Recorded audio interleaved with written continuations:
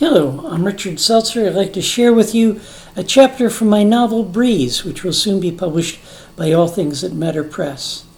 The book consists of 3 interconnected novellas. This is the first chapter of the 3rd novella, in which a young woman from present-day Connecticut suddenly finds herself a participant in the Eleusinian Mysteries in 350 A.D.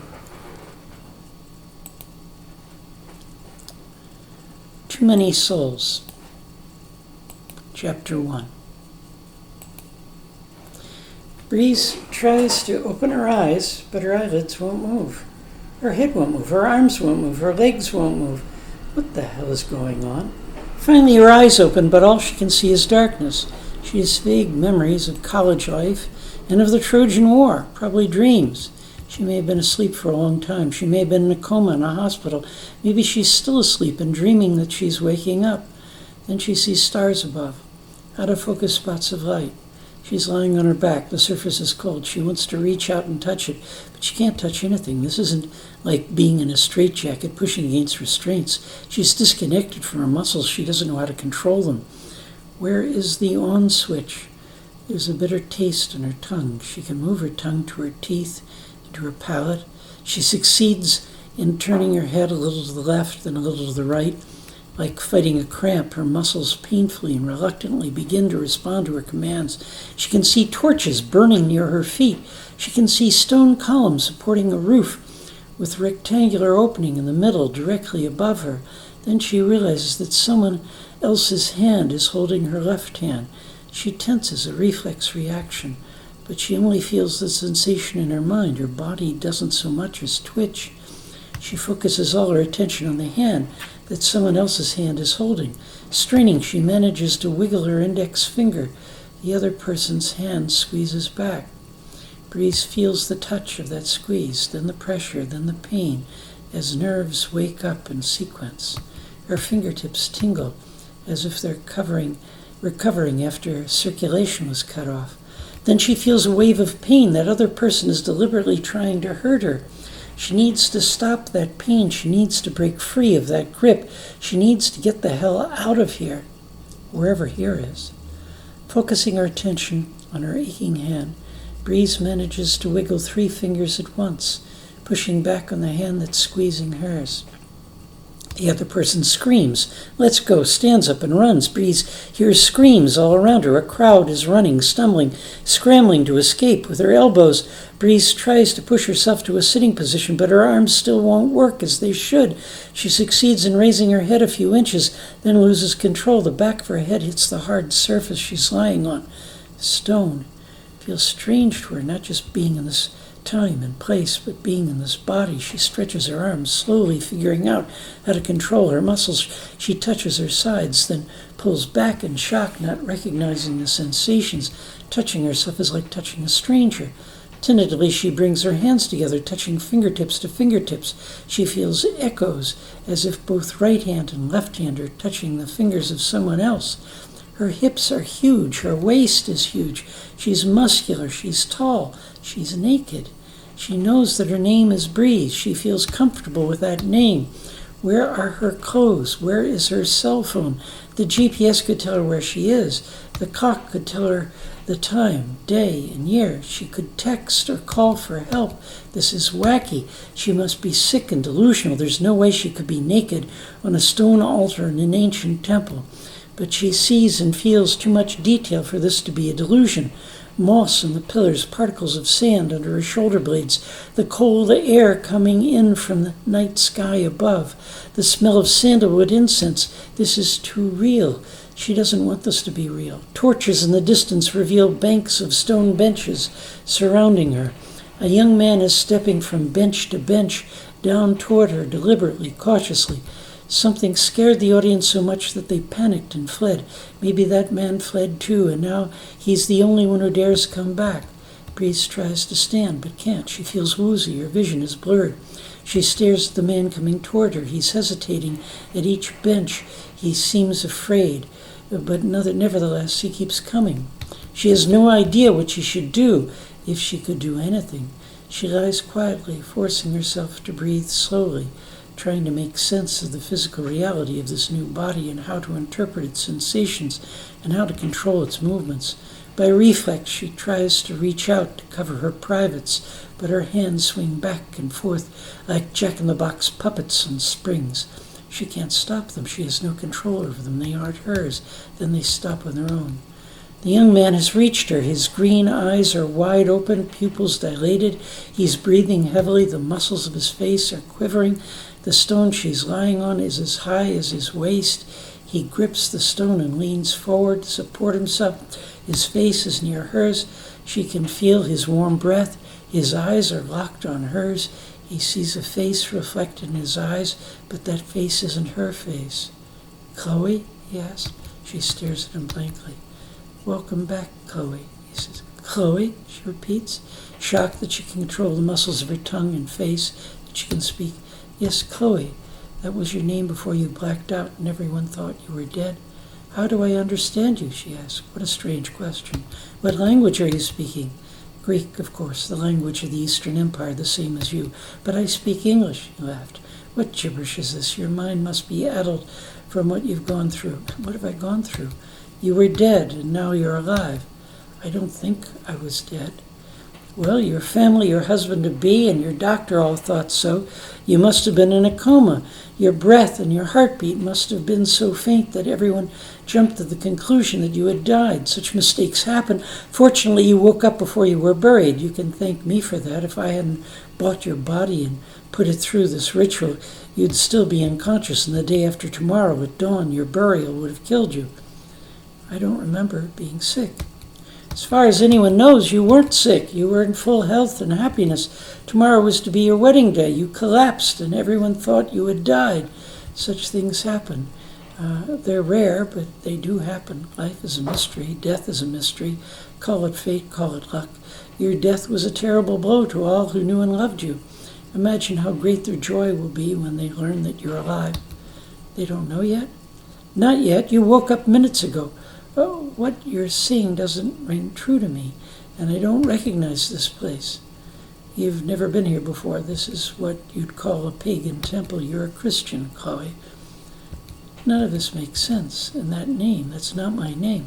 "Well, you were unconscious and close to death, so I'm not surprised that you have trouble remembering. Your memory will come back soon, I'm sure." "I have memories, but I don't remember what I see here or how I got here, and I don't remember that name. That's not my name." The young man hesitates, puzzled. "Well, maybe something else happened. Maybe you did die, and you've returned from the dead. That could jumble your thinking and remembering. Maybe you were resurrected, as in your Christian myths, like Lazarus and Jesus Christ." "Something's very wrong. I know I'm not named Chloe. I've never heard that name before." "And who do you think you are?" He laughs nervously. "Breeze," she said. "Briseus?" he asks and stares, his eyes opening still wider. "Yes, Briseus. My name is Briseus," she agrees. "Call me Briseus. Do you remember Achilles?" After another long silence, she tells him, "Yes, I know Achilles." "And what do you remember about him?" "I remember bandaging his wounds. I remember the taste when I kissed those wounds to make them heal. I remember the firmness of his muscles as I rested my head on his shoulder. I remember riding with him across the plains far from Troy." "What do you know about souls moving from one body to another?" "Nothing, but I've heard of transplants of body parts, moving heart, lungs, kidney, even face from one body to another." "Maybe that's the word for what happened to you. Transplant. Your soul seems to have been transplanted in a new body.